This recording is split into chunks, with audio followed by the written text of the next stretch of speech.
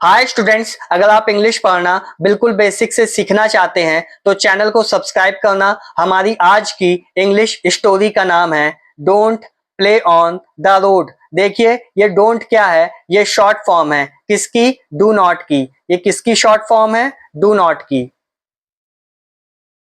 Do not. देखिए do क्या होती है? डू हमारी प्रेजेंट इंडेफिनिट टेंस की हेल्पिंग वर्ब भी होती है और डू को हिंदी में क्या कहते हैं? करना। और हम लोग जानते हैं प्रेजेंट इंडेफिनिट टेंस के इंग्लिश सेंटेंस का जब हिंदी में अनुवाद करते हैं तो आखिरी में ता है, ती है, ते हैं आदि शब्द आते हैं। पर डोंट का एक और मतलब होता है, जब हमारा कुछ इस टाइप का सेंटेंस रहेगा, don't play on the road, don't go there, don't eat this. देखिए तब हम लोग क्या करेंगे, जब इस टाइप के सेंटेंस होते हैं तो इस टाइप के सेंटेंस का जब हिंदी में अनुवाद करते हैं तो आखिरी में ज्यादातर केसेस में क्या आता है? ओ आता है। जैसे यहाँ पे क्या मतलब है? Don't play on the road, सड़क पर मत खेलो। देखिए खेलो में आखिरी में ओ की मात्रा आ रही है, तो डोंट डू दिस, ये मत करो। आया समझ में? देखिए सबके आखिरी में ओ की मात्रा आ रही है। वहां मत जाओ, डोंट गो देयर। तो डोंट का एक मतलब ये भी होता है ऑर्डर देने के सेंस में या सुझाव देने के सेंस में। तो don't play on the road, सड़क पर मत खेलो। डैडी, डैडी को हिंदी में क्या कहते हैं? पिताजी कहते हैं। Inverted comma start, Mangesh what are these children doing, question mark, inverted comma close. पिताजी मंगेश। देखिए वाट से लेकर के डूइंग तक का जब हिंदी में अनुवाद करेंगे तो आखिरी में रहा है, रही है, रहे हैं आदि शब्द आएंगे। कैसे पता चला? क्योंकि यहाँ पे देखिए हमारा प्रेजेंट कॉन्टिन्यूअस टेंस का सेंटेंस है। प्रेजेंट कॉन्टिन्यूअस टेंस का तो सेंटेंस है, पर उसमें भी किस टाइप का? देखिए कई टाइप के सेंटेंस होते हैं। सिंपल सेंटेंस होता है, निगेटिव सेंटेंस होता है, इंट्रोगेटिव फर्स्ट टाइप का होता है। इंट्रोगेटिव फर्स्ट टाइप का सेंटेंस वो होता है जो हमारा किसी हेल्पिंग वर्ब से शुरू हो, और जो इंट्रोगेटिव सेकंड टाइप का सेंटेंस होता है वो हमारा क्वेश्चन वर्ड से शुरू होता है। देखिए यहाँ पे वाट, वाट से शुरू हुआ है। मैं आपको प्रेजेंट कॉन्टिन्यूअस टेंस के इंट्रोगेटिव सेकंड टाइप के सेंटेंस का स्ट्रक्चर लिख के दिखा देता हूं। देखिए सबसे पहले हमारा क्वेश्चन वर्ड आता है, विच, वू, वेयर, वाट। उसके बाद क्या आती है? हमारी हेल्पिंग वर्ब आती है। सब्जेक्ट अगर हमारा सिंगुलर होगा, एक वचन होगा, तो इज हेल्पिंग वर्ब आएगी। सब्जेक्ट अगर हमारा आई होगा तो एम आएगा, और सब्जेक्ट अगर हमारा प्लूरल होगा मतलब बहुवचन होगा, मतलब एक व्यक्ति से अधिक की बात होगी, तो वहां पे आर लगाएंगे। इसके बाद हमारा सब्जेक्ट आता है। सब्जेक्ट के बाद हमारा मेन वर्ब की फर्स्ट फॉर्म में आईएनजी लगा होता है, जिसे हम लोग मेन वर्ब की आईएनजी फॉर्म कहते हैं। उसके बाद हमारा ऑब्जेक्ट रहता है, उसके बाद क्वेश्चन मार्क। ये होता है हमारा स्ट्रक्चर प्रेजेंट कॉन्टिन्यूअस टेंस के इंट्रोगेटिव सेकंड टाइप के सेंटेंस का। याद रखिएगा, चाहे सिंपल सेंटेंस हो, चाहे निगेटिव हो, चाहे इंट्रोगेटिव फर्स्ट टाइप हो, चाहे इंट्रोगेटिव सेकंड टाइप हो, प्रेजेंट कॉन्टिन्यूअस टेंस का जब भी आपको सेंटेंस दिखे, जब उसका हिंदी में अनुवाद करेंगे तो आखिरी में रहा है, रही है, रहे हैं आदि शब्द आते हैं। देखिए क्वेश्चन वर्ड है सबसे पहले व्हाट। उसके बाद देखिए सब्जेक्ट क्या है? सब्जेक्ट हमारा दीज चिल्ड्रन है, तो ये क्या हो गया? प्लूरल सब्जेक्ट है, बहुवचन है। तो बहुवचन सब्जेक्ट के लिए हम लोग आर लगाते हैं, तो आर लगा दिया। यहाँ पे इज एम आर में से एक लगेगा। फिर दीज चिल्ड्रन सब्जेक्ट हो गया, और फिर देखिए डू, डू की फर्स्ट फॉर्म में आईएनजी लगा है, डूइंग। मैं आपको इस इंग्लिश के सेंटेंस का हिंदी में ट्रांसलेशन बताऊं उससे पहले हम लोग कुछ बातें समझ लेते हैं। देखिए मैंने आपको आर क्या बताया? आर क्या है? आर हमारी हेल्पिंग वर्ब है। हेल्पिंग को हिंदी में कहते हैं सहायक, वर्ब को हिंदी में कहते हैं क्रिया। हेल्पिंग वर्ब सहायक क्रिया। सहायक क्रिया क्या करती है? जैसे कि आप नाम से समझ सकते हैं, सहायता करती है हमारी यह पहचानने में कि जो इंग्लिश का सेंटेंस है वो हमारा किस टेंस का है, प्रेजेंट टेंस का है, पास्ट टेंस का है या फ्यूचर टेंस का है। किसी भी इंग्लिश के सेंटेंस में जिस टेंस की हेल्पिंग वर्ब आएगी वो इंग्लिश का सेंटेंस हमारा उस टेंस का होगा। हमने सहायक क्रिया समझ ली, अब हम लोग मुख्य क्रिया समझते हैं। डूइंग क्या है? हमारी मेन वर्ब है। मेन को हिंदी में कहते हैं मुख्य, वर्ब को हिंदी में कहते हैं क्रिया। मेन वर्ब मुख्य क्रिया। मैंने आपको प्रीवियस वीडियोस में मुख्य क्रिया पहचानने की ट्रिक बताई है। किसी भी इंग्लिश के सेंटेंस में अगर आपको मेन वर्ब पहचानना हो तो कुछ मत करना, उस इंग्लिश के वर्ड का हिंदी में अनुवाद कर देना। अगर आखिरी में ना आए तो समझ लेना ज्यादातर केसेस में वही हमारी क्या होती है, मेन वर्ब होती है, मुख्य क्रिया होती है। जैसे डू का मतलब क्या होता है, करना। डू का मतलब क्या होता है, करना। तो रहना, खाना, धोना, सहना, पीना, इन सब के आखिरी में देखिए ना आ रहा है तो ये सब हमारी क्या होती हैं, मेन वर्ब होती हैं। अब मैंने आपको बताया वाट से लेकर के डूइंग तक का जब हिंदी में अनुवाद करेंगे तो आखिरी में रहा है, रही है, रहे हैं आदि शब्द आएंगे। क्यों? क्योंकि ये हमारा प्रेजेंट कॉन्टिन्यूअस टेंस का सेंटेंस है। डैडी, डैडी को हिंदी में कहते हैं पिताजी। मंगेश लड़के का नाम है। वाट को हिंदी में कहते हैं क्या। आर का हिंदी में मतलब होता है हैं या हो। दीस को हिंदी में कहते हैं ये। चिल्ड्रन को हिंदी में कहते हैं बच्चे। डूइंग का मतलब क्या होता है, कर रहे हैं। पिताजी, पिताजी कह रहे हैं मंगेश ये बच्चे क्या कर रहे हैं। देखिए आखिरी में रहे हैं आ गया। क्यों? क्योंकि हमारा प्रेजेंट कॉन्टिन्यूअस टेंस का सेंटेंस है। मंगेश, अब मंगेश कह रहा है डैडी, पिताजी they are playing, full stop. देखिए दे से लेकर के प्लेइंग तक का जब हिंदी में अनुवाद करेंगे तो आखिरी में रहा है, रही है, रहे हैं आदि शब्द आएगा। क्यों? क्योंकि हमारा प्रेजेंट कॉन्टिन्यूअस टेंस का सेंटेंस है और प्रेजेंट कॉन्टिन्यूअस टेंस के इंग्लिश सेंटेंस का जब हिंदी में अनुवाद करते हैं तो आखिरी में रहा है, रही है, रहे हैं आदि शब्द आते हैं। अब आगे इस वीडियो में जब भी प्रेजेंट कॉन्टिन्यूअस टेंस का सेंटेंस आएगा मैं आपको ये नहीं बताऊंगा कि उसके आखिरी में रहा है, रही है, रहे हैं आएगा। मैं सीधे कह दूंगा कि ये प्रेजेंट कॉन्टिन्यूअस टेंस का सेंटेंस है और आप समझ लेना कि इसके आखिरी में क्या आएगा, रहा है, रही है, रहे हैं आदि शब्द आएंगे। कैसे पता चला? क्योंकि ये प्रेजेंट कॉन्टिन्यूअस टेंस का तो सेंटेंस है और उसमें भी किस टाइप का, सिंपल टाइप का। देखिए इस टाइप के सेंटेंस का मैं आपको स्ट्रक्चर लिख के दिखा देता हूं। सबसे पहले हमारा सब्जेक्ट आएगा। सब्जेक्ट अगर हमारा प्लूरल होगा तो आर लगेगी, सिंगुलर होगा तो इज हेल्पिंग वर्ब लगेगी और अगर आई होगा तो आई के साथ हमेशा एम लगता है। Is, am, are. उसके बाद क्या होता है, हमारी मेन वर्ब की आईएनजी फॉर्म होती है और उसके बाद अगर ऑब्जेक्ट होगा तो ऑब्जेक्ट लगा देंगे। तो देखिए यहाँ पे सब्जेक्ट है दे, सब्जेक्ट हमारा प्लूरल है तो उसके हिसाब से आर आया है और उसके बाद मेन वर्ब की फर्स्ट फॉर्म में आईएनजी लगा है। प्ले का मतलब क्या होता है, खेलना। तो देखिए मैंने आपको बताया था कि मेन वर्ब में जब हिंदी में अनुवाद करेंगे तो आखिरी में ना आ जाएगा, खेलना। प्ले का मतलब क्या होता है, खेलना। प्लेइंग में मेन वर्ब की फर्स्ट फॉर्म में आईएनजी लगता है इसमें, किसमें, प्रेजेंट कॉन्टिन्यूअस टेंस के सेंटेंस में। दे को हिंदी में कहते हैं वे। प्लेइंग का मतलब खेल रहे। आर का मतलब होता है हैं या हो, वो हमारा सेंटेंस के हिसाब से लगाते हैं हम लोग। मंगेश, पिताजी वे खेल रहे हैं। देखिए आखिरी में रहे हैं आ गया। Some are running while others are playing cricket, full stop, inverted comma close. देखिए सम से लेकर के क्रिकेट तक हमारा किस टेंस का सेंटेंस है, प्रेजेंट कॉन्टिन्यूअस टेंस का सेंटेंस है। यहाँ पे देखिए सब्जेक्ट है सम, उसके बाद क्या आ रहा है, आर हेल्पिंग वर्ब आ रही है, उसके बाद मेन वर्ब की आईएनजी फॉर्म है। रन का मतलब क्या होता है, दौड़ना। देखिए आखिरी में ना आ गया। यहाँ पर बेसिकली दो प्रेजेंट कॉन्टिन्यूअस टेंस के सेंटेंस हैं जो वाइल कंजंक्शन से जुड़े हुए हैं। सम को हिंदी में कहते हैं कुछ। आर का मतलब हिंदी में होता है हैं या हो। रनिंग का मतलब होता है दौड़ रहे हैं। वाइल का मतलब होता है जबकि। अदर्स को हिंदी में कहते हैं अन्य। आर का मतलब होता है हैं या हो। प्लेइंग का मतलब होता है खेलना। क्रिकेट को हिंदी में कहते हैं क्रिकेट।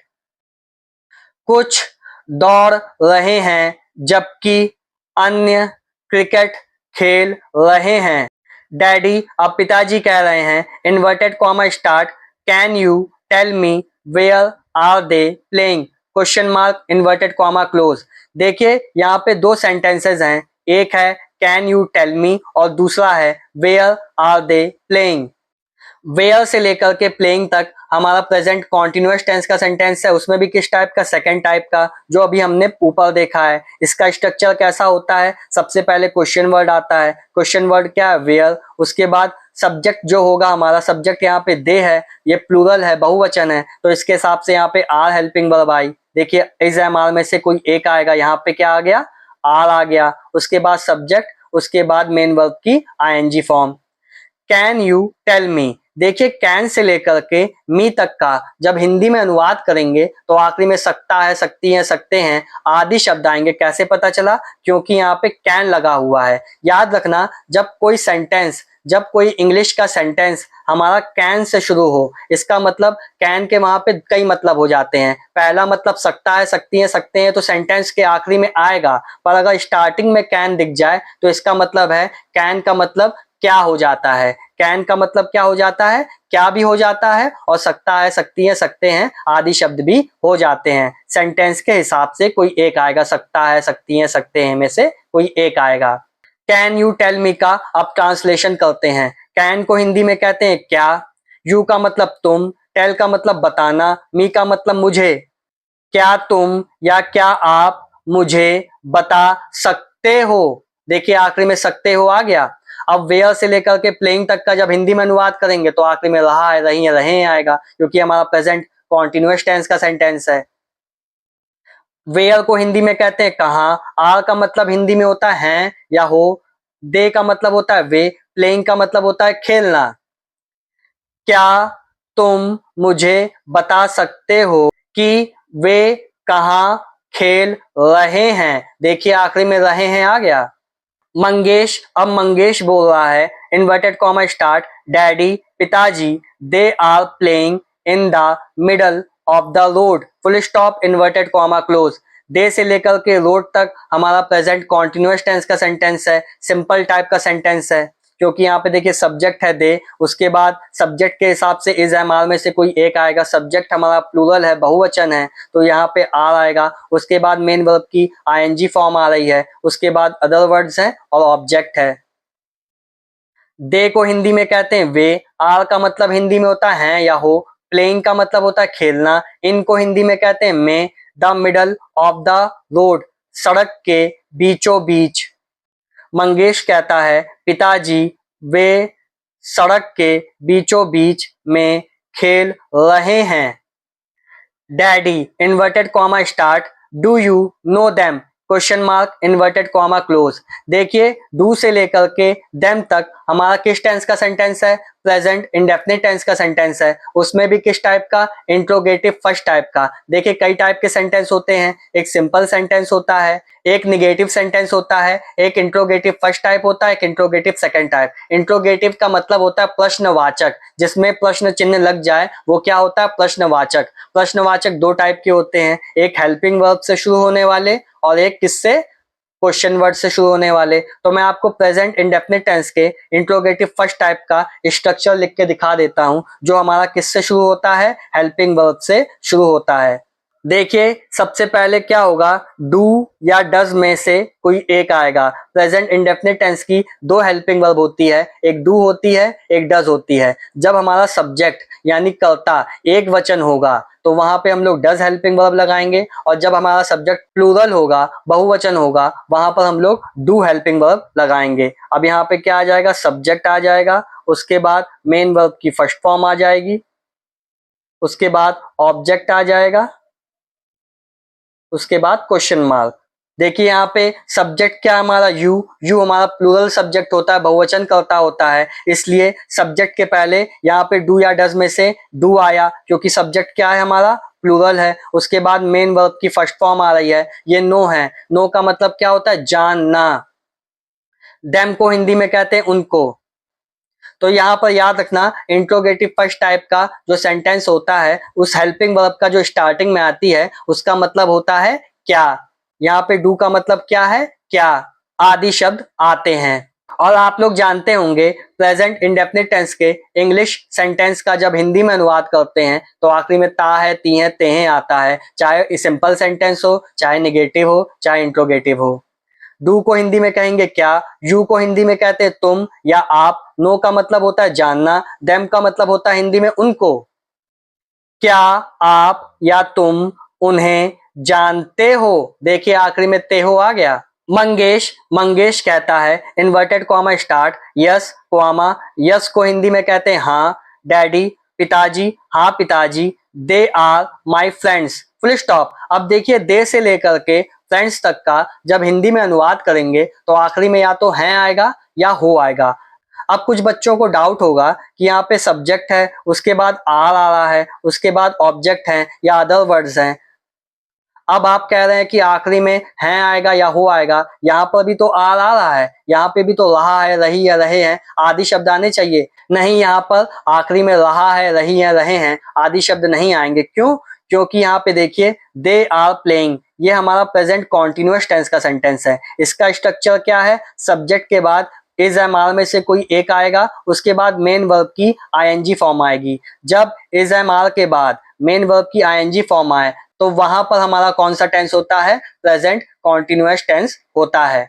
तो जहां पर हमारा इज एम आर के बाद मेन वर्ब की आईएनजी फॉर्म होती है, वहां पर हमारा प्रेजेंट कॉन्टिन्यूअस टेंस का सेंटेंस होता है। जहां पर इज एम आर के बाद आपको मेन वर्ब की आईएनजी फॉर्म ना दिखे तो समझ लेना वो केवल सिंपल सा एक सेंटेंस है। उसके आखिरी में केवल या तो है आएगा, या हूं आएगा, या है या हो आएगा। यहाँ पर देखिए आर के बाद मेन वर्ब की आईएनजी फॉर्म नहीं दिख रही, तो इसका मतलब ये केवल सिंपल सा हमारा सेंटेंस है। दे को हिंदी में कहते हैं वे, माई को हिंदी में कहते हैं मेरे, फ्रेंड्स को हिंदी में कहते हैं दोस्त। वे मेरे दोस्त हैं। मंगेश कह रहा है, हाँ पिताजी, वे मेरे दोस्त हैं। They are very good children, full stop, inverted comma close. देखिए दे से लेकर के चिल्ड्रन तक का जब हिंदी में अनुवाद करेंगे तो आखिरी में या तो हैं आएगा या हो आएगा। सेंटेंस में कोई एक आएगा, हमारा सेंटेंस के हिसाब से आएगा। क्यों? क्योंकि यहाँ पे आर लगा हुआ है। आर का हिंदी में मतलब होता है हैं या हो, और आर यहाँ पे हमें ये बता रहा है कि दे से लेकर के चिल्ड्रन तक हमारा प्रेजेंट टेंस का सेंटेंस है, क्योंकि आर क्या होती है? प्रेजेंट टेंस की हेल्पिंग वर्ब होती है। दे को हिंदी में कहते हैं वे, आर का मतलब होता है हैं, वेरी का मतलब हिंदी में होता है बहुत, गुड को हिंदी में कहते हैं अच्छे, चिल्ड्रन को हिंदी में कहते हैं बच्चे। मंगेश, हाँ पिताजी, वे मेरे दोस्त हैं, वे बहुत अच्छे बच्चे हैं। डैडी, अब पिताजी कह रहे हैं, inverted comma start, no comma, they are not good children at all, full stop. देखिए नो को हिंदी में कहते हैं नहीं, दे को हिंदी में कहते हैं वे, आर का मतलब हिंदी में होता है हैं या हो, नॉट का मतलब होता है नहीं, गुड को हिंदी में कहते हैं अच्छे, चिल्ड्रन को हिंदी में कहते हैं बच्चे, एट ऑल का मतलब होता है बिल्कुल भी। एट ऑल का मतलब क्या होता है? बिल्कुल भी। पिताजी, पिताजी कहते हैं नहीं, वे बिल्कुल भी अच्छे बच्चे नहीं हैं। Good children do not play on the road, full stop. देखिए गुड से लेकर के रोड तक का जब हिंदी में अनुवाद करेंगे तो आखिरी में ता है, ती है, तेहे आएगा। कैसे पता चला? क्योंकि गुड से लेकर के रोड तक हमारा प्रेजेंट इंडेफिनिट टेंस का सेंटेंस है, उसमें भी किस टाइप का? नेगेटिव टाइप का सेंटेंस है। मैं आपको एक बार प्रेजेंट इंडेफिनिट टेंस के नेगेटिव सेंटेंस का स्ट्रक्चर लिख के दिखा देता हूं। देखिए सबसे पहले क्या होता है? हमारा सब्जेक्ट आएगा, सब्जेक्ट के हिसाब से डू या डज में से कोई एक आता है। सब्जेक्ट अगर हमारा प्लूरल होगा, बहुवचन होगा, तो डू हेल्पिंग वर्ब आएगी, और अगर सब्जेक्ट हमारा सिंगुलर होगा तो डज हेल्पिंग वर्ब आती है। उसके बाद नॉट लगेगा, उसके बाद मेन वर्ब की फर्स्ट फॉर्म रहती है, उसके बाद हमारा ऑब्जेक्ट होता है। देखिए हमारा सब्जेक्ट क्या है? Good children. इसके हिसाब से क्या है? गुड चिल्ड्रन मतलब अच्छे बच्चे, प्लूरल सब्जेक्ट है, बहुवचन करता है, तो डू आया है, उसके बाद नॉट आया है, उसके बाद मेन वर्ब की फर्स्ट फॉर्म है प्ले, प्ले को हिंदी में कहते हैं खेलना, उसके बाद क्या है? ऑब्जेक्ट है, अदर वर्ड्स हैं। तो हम जानते हैं प्रेजेंट इंडेफिनिट टेंस के इंग्लिश सेंटेंस का जब हिंदी में अनुवाद करते हैं तो आखिरी में ता है, ती है, ते हैं आदि शब्द आते हैं। गुड को हिंदी में कहते हैं अच्छे, चिल्ड्रन को हिंदी में कहते हैं बच्चे, नॉट का मतलब होता है नहीं, प्ले को हिंदी में कहते हैं खेलना, ऑन को हिंदी में कहते हैं पर, द रोड को हिंदी में कहते हैं सड़क। अच्छे बच्चे सड़क पर नहीं खेलते हैं या नहीं खेलते। There is dirt and dust on the road, full stop. देखिए देयर को वैसे हिंदी में वहां कहते हैं, लेकिन कभी कभी देयर क्या होता है? एक डमी सब्जेक्ट के रूप में भी इस्तेमाल किया जाता है, जो हमारा सेंटेंस में तो आता है पर देयर को केवल डमी सब्जेक्ट के रूप में इस्तेमाल करते हैं, जिसका कोई मतलब नहीं होता, बस उसको रखा जाता है सेंटेंस बनाने के लिए।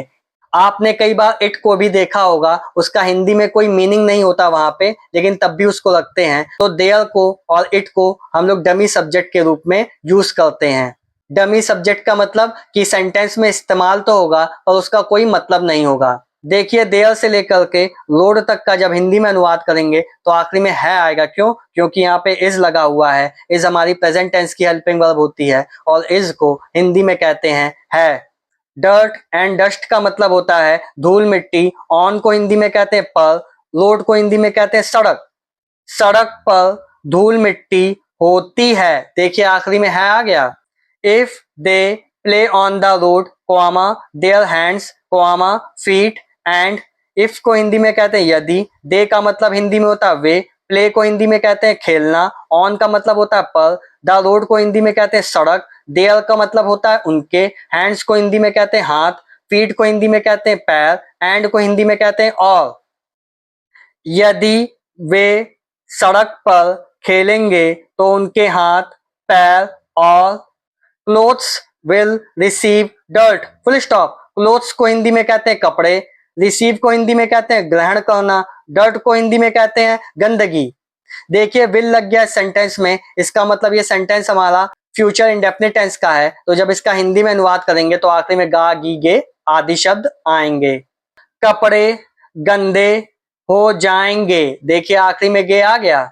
The dirt will enter into their mouth. Full stop. देखिए दा से लेकर के माउथ तक हमारा किस टेंस का सेंटेंस है? फ्यूचर इंडेफिनिट टेंस का सेंटेंस है। कैसे पता चला? क्योंकि यहाँ पे देखिए सब्जेक्ट है द डर्ट, उसके बाद विल आ रहा है, उसके बाद मेन वर्ब की फर्स्ट फॉर्म आ रही है, उसके बाद अदर वर्ड्स हैं। मैं आपको फ्यूचर इंडेफिनिट टेंस के सिंपल सेंटेंस का एक बार स्ट्रक्चर लिख के दिखा देता हूं। देखिए सबसे पहले क्या होता है, हमारा सब्जेक्ट आता है। सब्जेक्ट के बाद क्या आता है? विल या शैल में से कोई एक आता है। अगर अगर हमारा सब्जेक्ट आई होगा या वी होगा तो उसके साथ हम लोग शैल लगाते हैं, बाकी के साथ विल लगाते हैं। उसके बाद मेन वर्ब की फर्स्ट फॉर्म रहती है, उसके बाद हमारा ऑब्जेक्ट रहता है। देखिए यहाँ पे क्या है, द डर्ट हमारा सब्जेक्ट है, उसके बाद विल आया है, उसके बाद मेन वर्ब की फर्स्ट फॉर्म है। एंटर का मतलब होता है प्रवेश करना, उसके बाद ऑब्जेक्ट है और अदर वर्ड्स हैं। तो फ्यूचर इंडेफिनिट टेंस के इंग्लिश सेंटेंस का जब हिंदी में अनुवाद करते हैं तो आखिरी में गा गी गे कोई एक आता है, हमारा सेंटेंस के हिसाब से आएगा। द डर्ट को हिंदी में कहते हैं गंदगी। एंटर का मतलब होता है प्रवेश करना। इनटू का मतलब होता है में। देयर को हिंदी में कहते हैं उनके। माउथ को हिंदी में कहते हैं मुंह। गंदगी उनके मुंह में चली जाएगी। देखिए आखिरी में गी आ गया। They will fall ill. Full stop. देखिए ये भी हमारा किस टेंस का सेंटेंस है? फ्यूचर इंडेफिनिट टेंस का सेंटेंस है। सब्जेक्ट है दे, इसके हिसाब से विल आया, उसके बाद मेन वर्ब की फर्स्ट फॉर्म आ रही है। फॉल का मतलब होता है गिरना। इल को हिंदी में कहते हैं बीमार। दे को हिंदी में कहते हैं वे। तो दे से लेकर के इल तक का जब हिंदी में अनुवाद करेंगे तो आखिरी में गा गी गे कोई एक आएगा, सब्जेक्ट के हिसाब से आएगा। वे बीमार पड़ जाएंगे। देखिए आखिरी में गे आ गया। Besides this कोआमा। बिसाइड्स को हिंदी में कहते हैं बजाय। दिस का मतलब होता है यह। Any fast running vehicle can injure them. Full stop. देखिए एनी से लेकर के देम तक का जब हिंदी में अनुवाद करेंगे तो आखिरी में सकता है, सकती हैं, सकते हैं आदि शब्द आएंगे। कैसे पता चला? क्योंकि यहाँ पे कैन लगा हुआ है। कैन का हिंदी में मतलब होता है सकता है, सकती हैं, सकते हैं, कोई एक आता है, सेंटेंस के हिसाब से आता है। एनी को हिंदी में कहते हैं कोई भी। फास्ट का मतलब होता है तेज। रनिंग का मतलब होता है दौड़ने वाला। व्हीकल को हिंदी में कहते हैं वाहन। इंजर का मतलब होता है चोटिल करना। डेम को हिंदी में कहते हैं उन्हें। इसके अलावा कोई भी तेज चलने वाला वाहन उन्हें चोट पहुंचा सकता है। देखिए आखिरी में सकता है आ गया।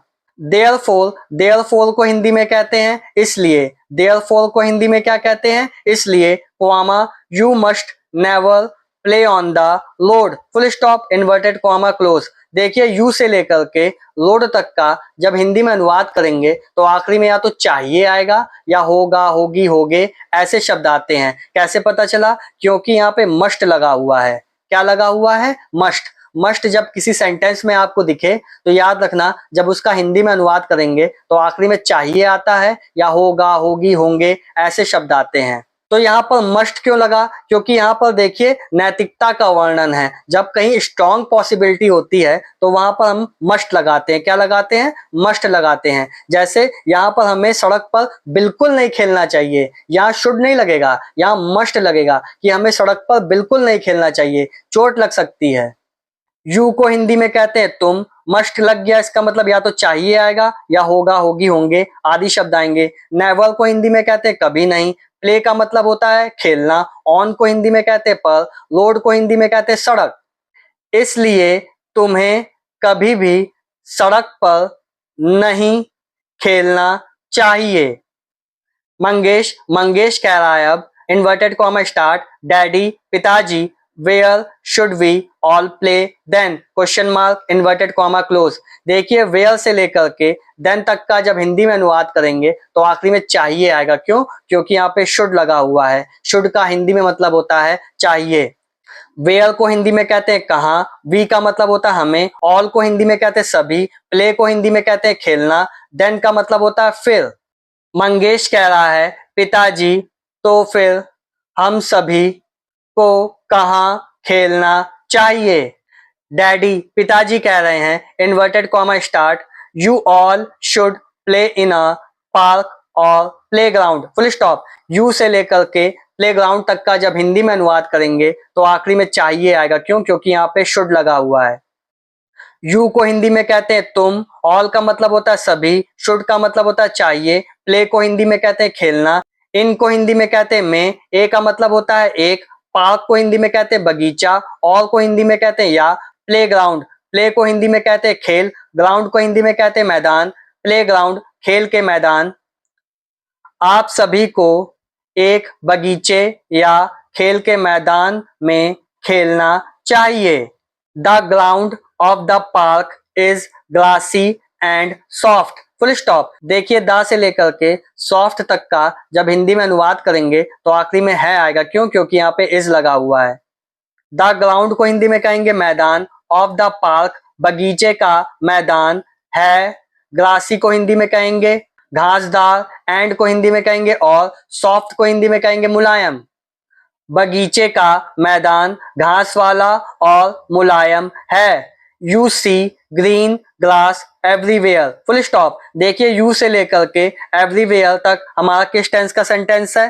प्रेजेंट इंडेफिनिट टेंस का सेंटेंस है। कैसे पता चला? क्योंकि यहाँ पे सब्जेक्ट है यू, उसके बाद मेन वर्ब की फर्स्ट फॉर्म आ रही है। ये सी की फर्स्ट फॉर्म है सी। सी का मतलब हिंदी में होता है देखना। तो यू से लेकर के एवरीवेयर तक का जब हिंदी में अनुवाद करेंगे तो आखिरी में ता है, ती है, ते हैं आदि शब्द आएंगे। क्योंकि प्रेजेंट इंडेफिनिट टेंस के इंग्लिश सेंटेंस का जब हिंदी में अनुवाद करते हैं तो आखिरी में ता है, ती है, ते हैं आदि शब्द आते हैं। यू को हिंदी में कहते हैं तुम, सी का मतलब होता है देखना, ग्रीन ग्रास हरी घास, एवरीवेयर हर जगह। एवरीवेयर को क्या कहते हैं? हर जगह। तुम्हें हर जगह हरी घास दिखाई देती है। देखिए आखिरी में ती है आ गया। You don't find any dirt in the park full stop. देखिए यू से लेकर के पार्क तक हमारा प्रेजेंट इंडेफिनिट टेंस का सेंटेंस है। क्योंकि यहाँ पे देखिए डू के बाद नॉट आया है, डू हेल्पिंग वर्ब आई है, ये नेगेटिव टाइप का सेंटेंस है। तो यू से लेकर के पार्क तक का जब हिंदी में अनुवाद करेंगे तो आखिरी में ता है, ती है, ते हैं आदि शब्द आएंगे। यू को हिंदी में कहेंगे तुम्हें, नॉट का मतलब होगा नहीं, फाइंड का मतलब होता है पाना, एनी का मतलब कोई भी, डर्ट को हिंदी में कहेंगे गंदगी, इनको हिंदी में कहते हैं में, द पार्क बगीचे में। तुम बगीचे में कोई भी गंदगी नहीं पाते हो। नाउ नाउ को हिंदी में कहते हैं अब, look at these children inverted comma close. Look का मतलब होता है देखना, दीस को हिंदी में कहते हैं इन, चिल्ड्रन को हिंदी में कहते हैं बच्चे। अब इन बच्चों को देखो। Inverted comma start, they are nicely playing in the park full stop. देखिए दे से लेकर के पार्क तक हमारा प्रेजेंट कॉन्टिन्यूअस टेंस का सेंटेंस है। दे को हिंदी में कहते हैं वे, आर का हिंदी में मतलब होता है हैं या हो, नाइसली का मतलब होता है अच्छे तरीके से, प्लेइंग का मतलब होता है खेलना, इनको हिंदी में कहते हैं में, पार्क को हिंदी में कहते हैं बगीचे। वे बगीचे में अच्छे से खेल रहे हैं। Some are slipping down the slide, some are going up and down on the seesaw. Full stop. देखिए सम से लेकर के स्लाइड तक और सम से लेकर के सी सॉ तक यहाँ पर दो प्रेजेंट कॉन्टिन्यूअस टेंस के सेंटेंस हैं। सम को हिंदी में कहते हैं कुछ, आल को हिंदी में कहते हैं या हो, स्लिपिंग का मतलब होता है फिसलना, डाउन को हिंदी में कहते हैं नीचे, द स्लाइड को हिंदी में कहते हैं फिसल पट्टी। कुछ फिसल पट्टी पे नीचे फिसल रहे हैं। Some are going up and down on the seesaw. Some को हिंदी में कहते हैं कुछ, आर का मतलब हिंदी में होता है या हो, गोइंग अप का मतलब ऊपर जाते हैं, एंड को हिंदी में कहते हैं और, डाउन का मतलब होता है नीचे, ऑन का मतलब होता है पर, द सी सॉ। कुछ सी सॉ पर ऊपर जा रहे हैं और कुछ नीचे जा रहे हैं। Some are flying kites, full stop. देखिए ये भी हमारा किस टेंस का सेंटेंस है, प्रेजेंट कॉन्टिन्यूअस टेंस का सेंटेंस है। सब्जेक्ट है सम, उसके बाद आर आ रहा है, उसके बाद मेन वर्ब की फर्स्ट फॉर्म में आईएनजी लगा है जिसे मेन वर्ब की आईएनजी फॉर्म कहते हैं। फ्लाई का मतलब होता है उड़ना। काइट्स को हिंदी में कहते हैं पतंगे, सम को हिंदी में कहते हैं कुछ, आर को हिंदी में कहते हैं या हो। कुछ पतंगे उड़ा रहे हैं। How happy do they all look, question mark inverted comma close. How, how को हिंदी में कहते हैं कैसे, हैप्पी को हिंदी में कहते हैं खुश, डू का मतलब होना, दे का मतलब वे, ऑल को हिंदी में कहते हैं सभी, लुक का मतलब क्या होता है दिखना। वे सब कितने खुश दिखाई दे रहे हैं। Mangesh inverted comma start, yes comma daddy full stop. Mangesh कह रहा है हाँ पिताजी, they are looking very happy full stop. देखिए दे से लेकर के हैप्पी तक हमारा प्रेजेंट कॉन्टिन्यूअस टेंस का सेंटेंस है, क्योंकि यहाँ पे देखिए सब्जेक्ट हमारा प्लूरल है, बहुवचन है, तो इसके हिसाब से आर हेल्पिंग वर्ब आई, उसके बाद मेन वर्ब की फर्स्ट फॉर्म में आईएनजी लगा है। लुक का मतलब क्या होता है देखना। वेरी को हिंदी में कहते हैं बहुत, हैप्पी को हिंदी में कहते हैं खुश, आर का मतलब हिंदी में होता है या हो, दे को हिंदी में कहते हैं वे। मंगेश कह रहा है हाँ पिताजी, वे बहुत खुश दिखाई दे रहे हैं। I give you my words, I से लेकर के वर्ड्स तक का जब हिंदी में अनुवाद करेंगे तो आखिरी में ता है ती है ते हैं आएगा। कैसे पता चला, क्योंकि यहाँ पर प्रेजेंट इंडेफिनिट टेंस का सेंटेंस है, यहाँ पे सब्जेक्ट है आई और उसके बाद मेन वर्ब की फर्स्ट फॉर्म आ रही है। गिव का मतलब होता है देना, आई का मतलब होता है मैं, यू का मतलब होता है तुम्हें या आपको, माई वर्ड्स को हिंदी में कहते हैं वचन। माई वर्ड्स को हिंदी में क्या कहते हैं, वचन। मैं आपको वचन देता हूं, देखिए आखिरी में ताहू आ गया। दैट, दैट को हिंदी में कहते हैं कि, I'll never play on the road full stop inverted comma close. देखिए I'll क्या है, ये शॉर्ट फॉर्म है, इसका फुल फॉर्म क्या होगा, I shall होगा या I will होगा। देखिए आई शैल या आई विल को हम लोग क्या शॉर्ट फॉर्म में ऐसे लिख सकते हैं। तो आई से लेकर के रोड तक हमारा किस टेंस का सेंटेंस हो गया, फ्यूचर इंडेफिनिट टेंस का सेंटेंस हो गया। और फ्यूचर इंडेफिनिट टेंस के इंग्लिश सेंटेंस का जब हिंदी में अनुवाद करते हैं तो आखिरी में गा गी गे आदि शब्द आते हैं। आई को हिंदी में कहते हैं मैं, नेवर का मतलब होता है कभी नहीं, प्ले का मतलब होता है खेलना, ऑन को हिंदी में कहते हैं पर, द रोड सड़क पर। मैं कभी भी सड़क पर नहीं खेलूंगा, देखिए खेलूंगा में आखिरी में गा आ गया। मंगेश कहता है हाँ पिताजी, वे बहुत खुश दिखाई दे रहे हैं। I give you my words, मैं आपको वचन देता हूं कि मैं सड़क पर कभी नहीं खेलूंगा। डैडी, अब पिताजी कह रहे हैं inverted comma start, that's very good full stop inverted comma close. देखिए ये शॉर्ट फॉर्म है, ये क्या है, शॉर्ट फॉर्म है, इसका मतलब होगा दैट इज वेरी गुड। देखिए दैट से लेकर के गुड तक का जब हिंदी में अनुवाद करेंगे तो आखिरी में है आएगा, क्यों, क्योंकि यहाँ पे इज लगा हुआ है। दैट को हिंदी में कहते हैं यह, वेरी का मतलब होता है बहुत, गुड का मतलब होता है अच्छा, इसको हिंदी में कहते हैं। पिताजी कह रहे हैं यह बहुत अच्छा है। तो स्टूडेंट्स, अगर आपको वीडियो अच्छा लगा हो या कुछ नया सीखने को मिला हो तो चैनल को सब्सक्राइब करना और वीडियो को लाइक करना। Thank you.